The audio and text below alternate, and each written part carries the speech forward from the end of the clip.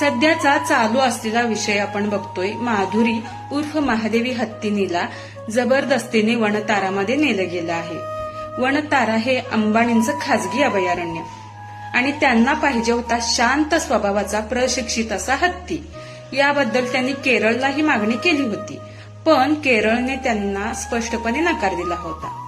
पण अंबानींची नजर गेली नांदनी मठातील माधुरी उर्फ महादेवी हत्तीणीवर.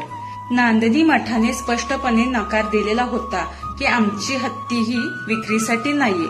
तरी सुद्धा अंबानींनी प्रयत्न काही थांबवले नाहीत, कारण ही हत्ती त्यांच्या मनात बसलेली होती.